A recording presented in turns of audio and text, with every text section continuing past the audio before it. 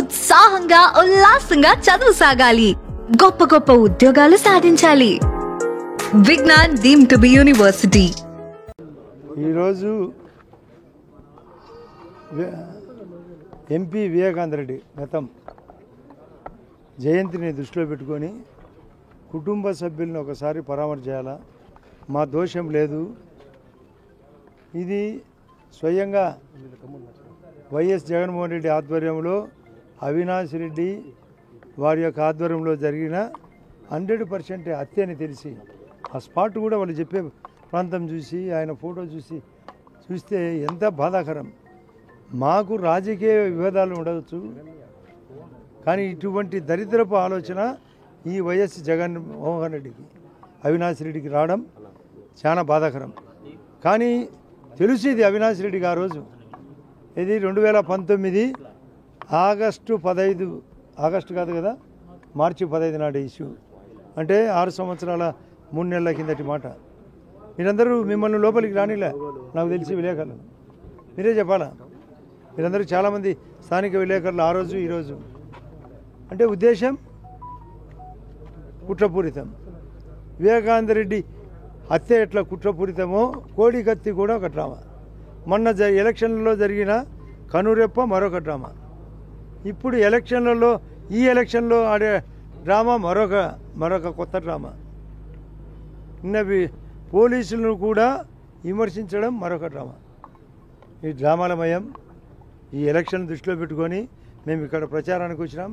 ఇక్కడ కూడా ఒకసారి వాళ్ళ కుటుంబ సభ్యులను పరామర్శ చేసి మా యొక్క వాస్తవ పరిస్థితి తెలియాలనే ఉద్దేశంతో ఇక్కడికి రావడం జరిగింది. కాబట్టి మానుకోవాలా.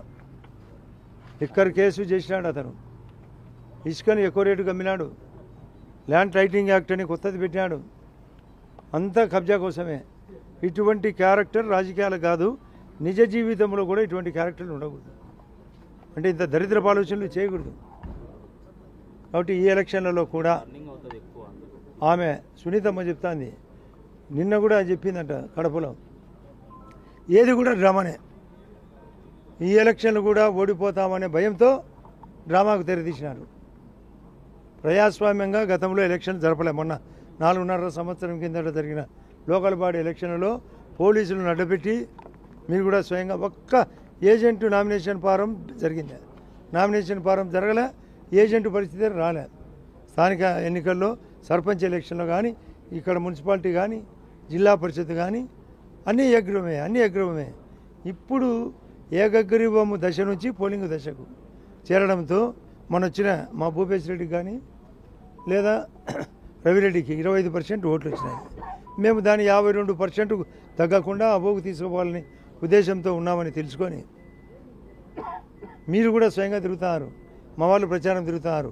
మేము చేసినాం మంచి, మేము పెన్షన్లు పెంచినాం 4,000, సిలిండర్లు ఇస్తున్నాం 2 ఇచ్చినాం, 1 ఇవ్వబోతున్నాం సంవత్సరానికి. అదే కాకుండా తల్లికి వందనం అతని మాదిరి జగన్మోహన్ రెడ్డి మాదిరి కాకుండా ఒకరికే బదులు 2, 3 7 మందికి కూడా ఇచ్చిన సందర్భం. అదే రైతులకు ఆయన కంటే 6,500 రూపాయలు సంవత్సరానికి ఎక్కువ. అదే కాకుండా మెయిన్గా ఇక్కడ చీని అరటి దాంట్లో దోపిడీ, ఆ దోపిడీ బయటికి తీస్తున్నాం. అదే కాకుండా చికెన్ రేట్ ఎక్కువ. ఇటువంటి క్యారెక్టర్లు ఈ రాజకీయాలకి అన్ఫిట్. ఇది చెప్పడానికి ఈ యొక్క హత్య ఉదంతాన్ని కూడా మీకందరికీ తెలియాలని ఇక్కడికి వచ్చినది. వాళ్ళు చేసిన తప్పుడు ఎలా ఉంటుంది, మోసం ఎట్టుంటుంది, దౌర్జన్యం ఎట్టుంటుంది, నీచం ఎట్టుంటుంది అని తెలియజేయాలనే ఉద్దేశంతో, వాళ్ళ బాధను ఒకసారి పంచుకోవాలనే ఉద్దేశంతో మేము బాధపడుతున్నాం.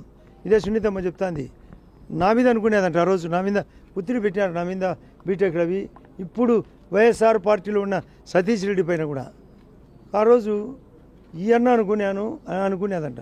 కానీ వాళ్ళన్న అని తెలుసుకోక వాళ్ళ అన్నగారు, ఈ అన్న కాదు వాళ్ళన్న.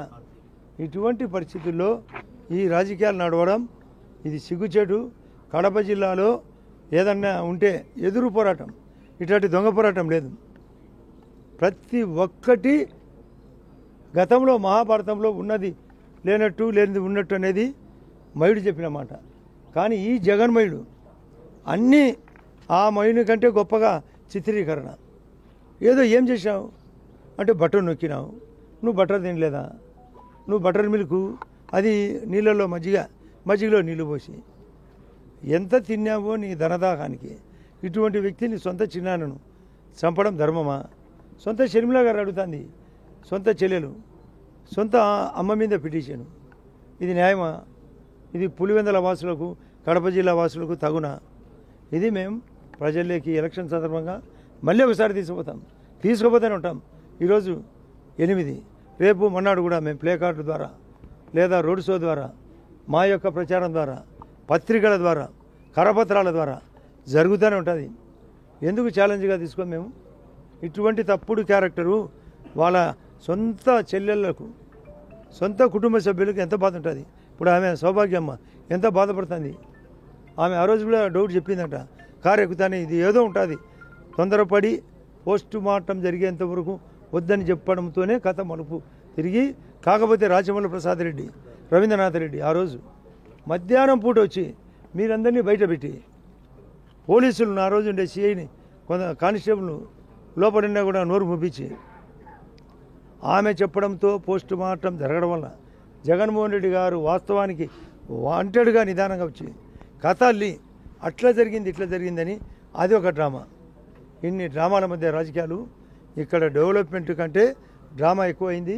మేము ఆ డ్రామాలను తొలగించి, మా గౌరవ ముఖ్యమంత్రి గారు చెప్పినారు, ఎలక్షన్లు ప్రతిష్టాత్మకంగా తీసుకొని పని చేయండి, చెప్పిన పని 100 రోజుల్లో పూర్తి చేద్దామని చెప్పమన్నాడు. అందులో ఒకటి ఉదాహరణ, ఎర్రబెల్ల చెరువుకు 48 గంటల్లో ఆ చెరువుకు నీళ్ళు ఇప్పించే కార్యక్రమం చేసినాం. ఈరోజు జాబ్ మేళ ముద్రలో పెట్టాం.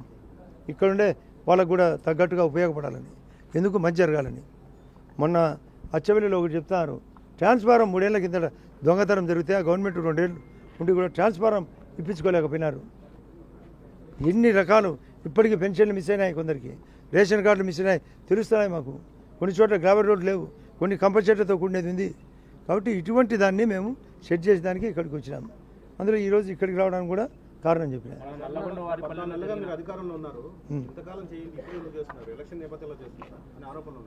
ఎవరికి? ప్రభుత్వం 14 నెలలుగా అధికారంలో ఉంది. మీరైతే సమస్యలు చెప్పారు, పరిష్కారం కాలేదని చెప్పారు. 14 నెలలుగా మీ ప్రభుత్వం ఎందుకు చేయలేకపోయింది? ఈ కూటమి ప్రభుత్వం వచ్చినప్పుడు చేయలేకపోవడం ఏంది?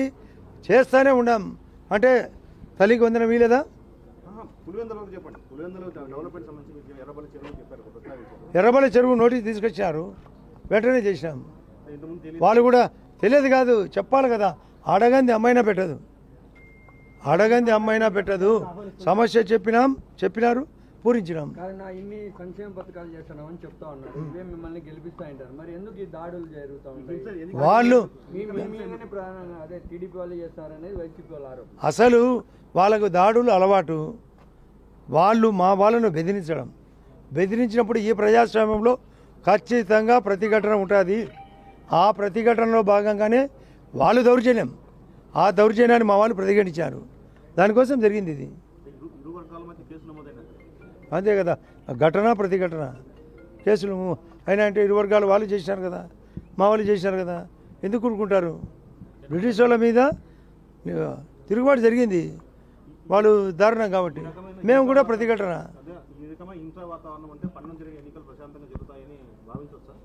అసలు ప్రశాంతంగా మన జరిగింది. నిన్న ప్రశాంతం లేదా? ఇప్పుడు ప్రశాంతం లేదా? వాళ్ళ సొంతము నుంచి ఈ చేజారుతుందని ప్రశాంతము లేదని ఉంచుతారు. గత ఎలక్షన్లు మీరందరూ విలేకరులు, స్థానికులు, ఆ 4.5 సంవత్సరం కిందట ఏ ఒక్క ఎలక్షన్ నామినేషన్ జరిగింది అక్కడ? వివేకానంద రెడ్డి హత్య మీరందరికీ తెలుసు. మిమ్మల్ని లోపలికి రానిచ్చారా? మీరు చెప్పాలా? మీరందరూ మాకంటే ప్రత్యక్ష సాక్షులు. మా మీద కేసు పెట్టలేదా? అవినాష్ రెడ్డి దగ్గరుండి గంగిరెడ్డి ద్వారా అందరి ద్వారా కడిగిలేదా? అటువంటి క్యారెక్టర్ వాళ్ళు నిజం చెప్తారనేది అనుకోవడం మీ తప్పు. ఈ ఎన్నికల్లో ప్రధాన అజెండా అభివృద్ధి లేదంటే వైఎస్ వివేకానంద రెడ్డి కేసు? అభివృద్ధితో పాటు ఈ కేసుతో పాటు సుప్రీంకోర్టులో బెయిల్ రద్దు కూడా ఇప్పుడే ఈ టైంలోనే అది హీరింగ్ జరిగింది కదా, మళ్ళీ 19వ తేదీ ఉంది కదా. అన్నీ ఉంటాయి. రాజకీయాల్లో అభివృద్ధి ఉంటుంది, సంక్షేమం ఉంటుంది, దరిద్రపు వాళ్ళు నడిపిన దొంగ కేసులు ఉంటాయి, ప్లస్ పాత కేసులు సిబిఐ కూడా ఉంటాయి, అన్నీ ఉంటాయి. ఎందుకు వదిలిపెడతాం? మా మీద పెట్టలేదా? మా మీద ప్రతి కేసు పెట్టలేదా?